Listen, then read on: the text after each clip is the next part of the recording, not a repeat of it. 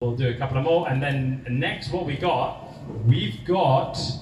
Sham Ahmed. This is his first time on stage, so can I have a massive round of applause for Sham? Yeah.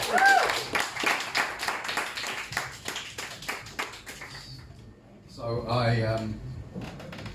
I'm not going to put the mic down because I already sucked Joe off in the bathroom, so that would be a bit pointless. So this is my first time, so be kind, please. BML and all that, Brown Lives Matter, something like that. So I'm going to start off with sharing a little something from my childhood. So I grew up in Surrey, and about 10 years of age, I had a little bit of racism that I was exposed to.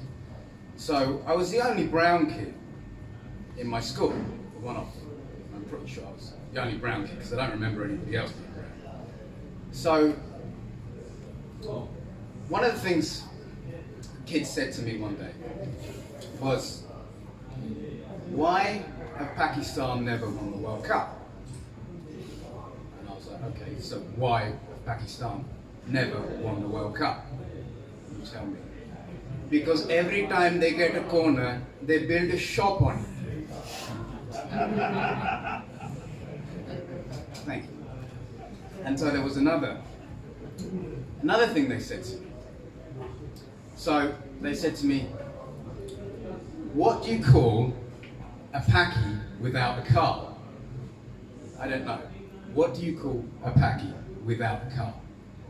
Unemployed. Cheers. Okay, so I'll just mention this. I'm not even Pakistani, but for some reason, all brown people in Surrey are Pakis. I don't know where that comes from, but yeah. So another thing they said to me, and I don't know why they said this to me, but apparently at 10 years old, I was the breadwinner of the family. And because I was brown, I was poor. I was poor, but they didn't know that. So they said to me,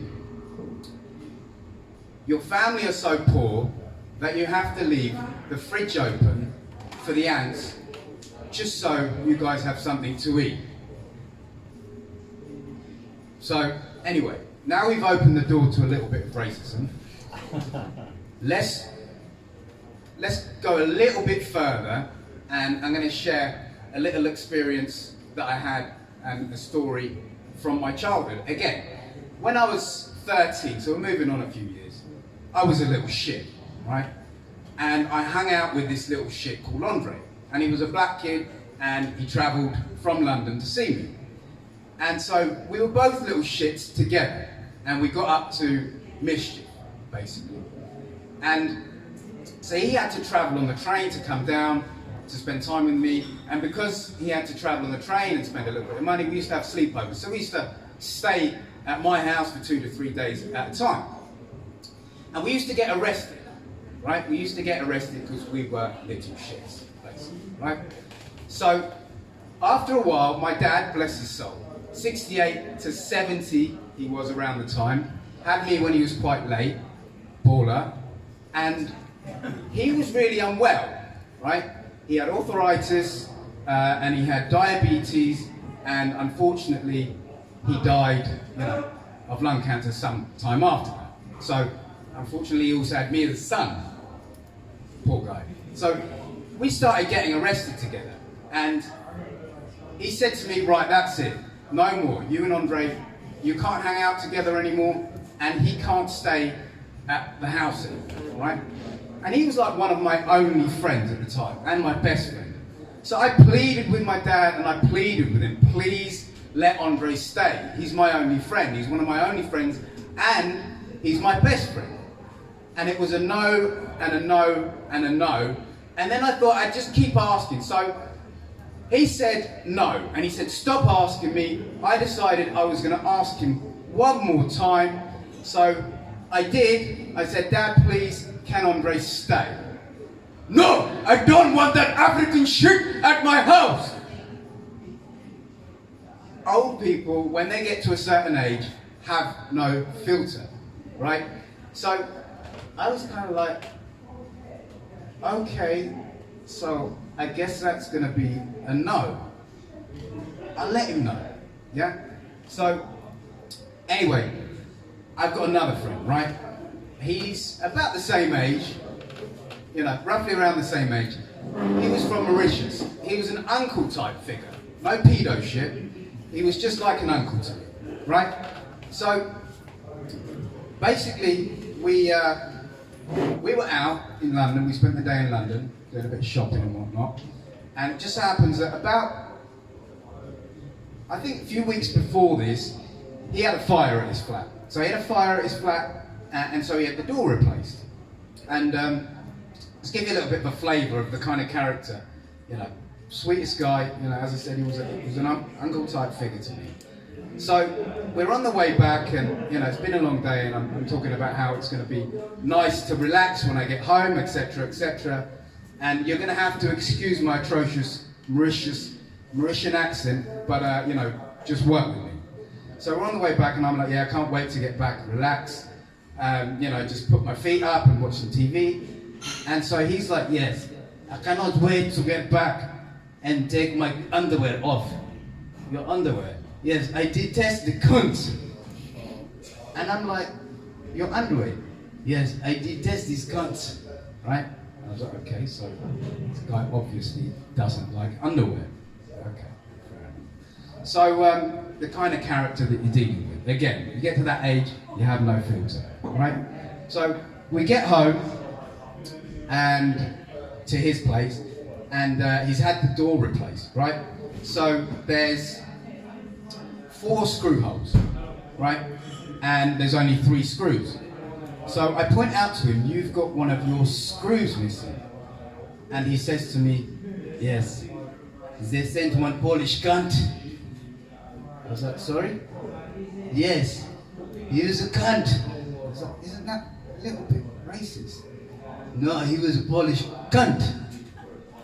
I kind of like Polish people. Yes, but they are cunts.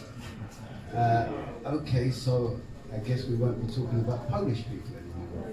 So again, no filter, but when you get to that age, you know, I guess it's just that way, isn't it? And I find it hilarious, you know. I actually do know these people, and I kind of found it interesting that he was like that.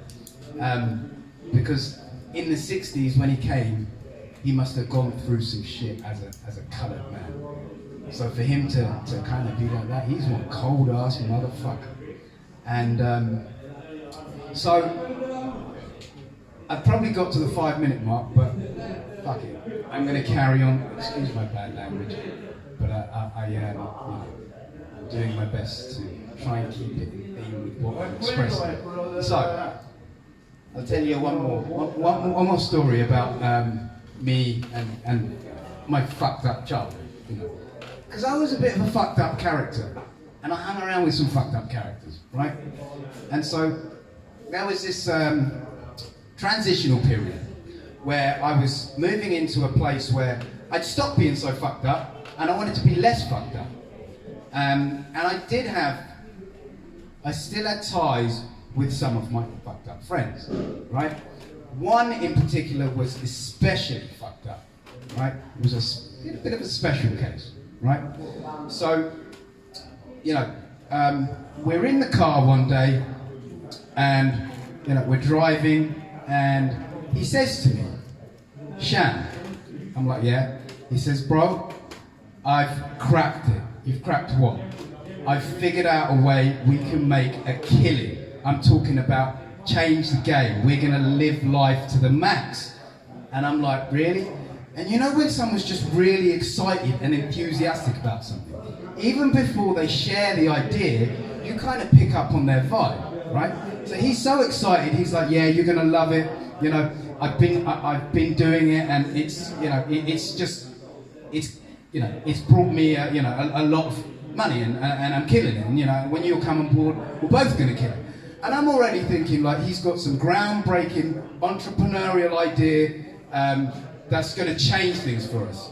Because I'm thinking he knows who I am and how I operate, and he knows what I will and won't do. So I'm already thinking, yeah, you know, this is going to be a game changer. So I'm excited, you know, because he's excited. So then I'm like, okay, I'm a whiz, and I'm really excited, you know, genuinely excited. So then, tell me, okay. So basically, I knock on the door, right? And then I wait. I wait for about a minute, 2 minutes, there's no answer. I knock again. I wait for about a minute, 2 minutes, no answer. I go around the back, I knock on the back door. Wait for about a minute, 2 minutes, and then I kick the door through, I go in, and I take all their shit. Bro, that's burglary. No, bruv. It's my idea. No, bruv, that shit's fucked up. You're a burglar. No, bruv, why do you have to be so negative? I'm not being negative. You're a fucking burglar. Anyway, so I pointed out to him that if that had happened to him and one of his family members, how would he feel? And he said that I was bringing down his ideas and crushing his creativity. And I said, no, I'm not bringing down your ideas. I'm not being negative. You're a motherfucking burglar. And that was it. That's me. Whoa. Yeah. Brilliant, right? So that was Ahmed's first gig. So can I have another round of applause for Ahmed there? Yeah.